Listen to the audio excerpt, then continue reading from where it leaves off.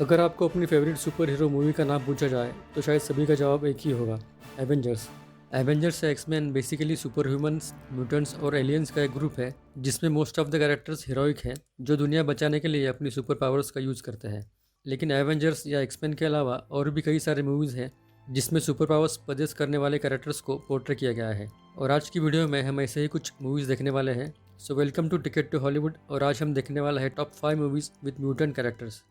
Carry कहानी है एक शाय टीनेजर की जिसे स्कूल में अक्सर बुली किया जाता है।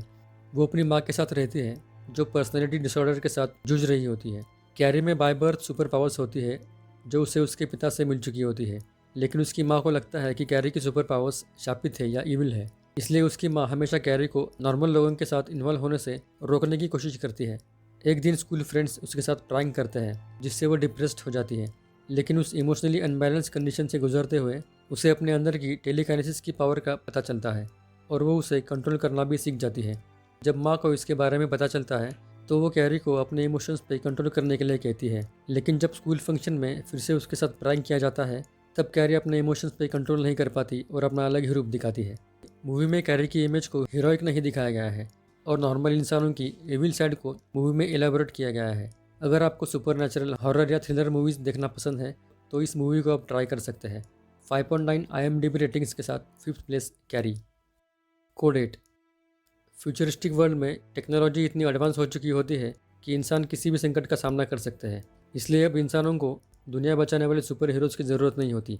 इसलिए जिनके पास सुपर पावर्स है उन्हें नॉर्मल इंसानों की सोसाइटी में शामिल नहीं किया जाता, क्योंकि इनमें से कई लोग अपनी सुपर पावर्स का गलत इस्तेमाल भी कर सकते हैं। गवर्नमेंट ने सुपरनेचुरल एबिलिटीज़ को विदाउट परमिशन यूज़ करने पर बैन लगाया होता है और जो लोग अपनी सुपर पावर्स का इलीगल यूज़ करते हैं उन्हें अरेस्ट किया जाता है। ये लोग अपनी सुपर पावर्स का यूज़ करके जॉब कर सकते हैं, लेकिन इसके लिए उन्हें गवर्नमेंट से परमिट दिया जाता है। इन्हीं स्पेशल लोगों में से एक कॉर्नर रीड के पास इलेक्ट्रिक पावर होती है जिसे यूज़ करके वो डेली जॉब कर रहा होता है। उसकी माँ को कैंसर होता है और मेडिकल ट्रीटमेंट के एक्सपेंसेस के लिए वो क्रिमिनल गैंग ज्वाइन करके पैसों के लिए अपनी सुपर पावर्स का इलीगल यूज़ करता है। लेकिन बाद में किस तरह से वो उन क्रिमिनल्स की जाल में फंस जाता है और खुद क्रिमिनल बन जाता है, ये मूवी में दिखाया गया है। मूवी में आपको साइफाई, फैंटेसी और क्रिमिनल मेलोड्रामा का मिक्सचर देखने को मिलेगा। 6.1 IMDb रेटिंग्स के साथ 4th प्लेस कोड 8। ब्राइटबर्न एक चाइल्डलेस कपल को घर के पास क्रैश हुए एक स्पेसशिप में छोटा बच्चा मिल जाता है और वो उसे अडॉप्ट करते हैं। बड़ा होने के बाद उस बच्चे को अपनी सुपर पावर्स का पता चलता है, लेकिन वो अपनी सुपर पावर्स का गलत यूज़ करता है और लोगों को हर्ट करने लगता है। उसके पेरेंट्स को इसके बारे में पता चलता है तो वो उसे समझाते हैं और उसे बताते हैं कि वो स्पेशल है। लेकिन जब उसे पता चलता है कि उसके पेरेंट्स उसके असली पेरेंट्स नहीं हैं तब वो अनकंट्रोल हो जाता है। उसकी सुपर पावर्स इवॉल्व हो जाती है। वो खुद को इंसानों से सुपीरियर समझने लगता है और इंसानों से हेट करने लगता है और एक सीरियल किलर बन जाता है। मूवी का एंड अनप्रेडिक्टेबल है और थोड़ा अनप्लीजेंट लग सकता है। मूवी का प्लॉट आपको सुपरमैन की तरह सिमिलर लगेगा। डिफरेंस यही है कि कैरेक्टर को निगेटिवली पोर्ट्रे किया गया है। 6.1 IMDb रेटिंग्स के साथ 3rd प्लेस ब्राइटबर्न। फ्रीक्स जिनके पास सुपर पावर्स है उन लोगों को एबनॉर्मल कहा जाता है और गवर्नमेंट ऐसे लोगों को कैप्चर करती है और उन्हें एक एक्सपेरिमेंटल सेंटर में लॉक करती है। ये कहानी ऐसी ही एक एबनॉर्मल फैमिली की है। 7 साल की लड़की क्लोई अपने पिता के साथ मोस्ट ऑफ द टाइम अपने घर में अकेले ही रह रही होती है। एक्चुअली उसके बारे में किसी को पता न चले कि वो एबनॉर्मल है, इसलिए उसे बताया गया होता है कि बाहर की दुनिया डेंजरस है और उसे घर के बाहर जाने से मना किया होता है। लेकिन एक दिन वह क्यूरोसिटी से घर के बाहर आ जाती है और एक बूढ़े इंसान से मिलती है जो घर के बाहर रोज़ आइसक्रीम वैन लेकर खड़ा होता है। एक्चुअली वो क्लोई का ग्रैंडफादर होता है और वो क्लोई की सुपर पावर्स के बारे में जानना चाहता है। बाद में उसे पता चलता है अगर क्लोई को इमोशनली रेज किया जाए तो वो किसी भी इंसान के माइंड और एक्शंस को कंट्रोल कर सकती है। वो क्लोई को बताता है कि उसकी माँ जिंदा है और उसे किडनैप किया गया है। अब क्लोई अपने ग्रैंडफादर और फादर के साथ मिलकर अपनी माँ को कैसे बचाती है ये मूवी में दिखाया गया है।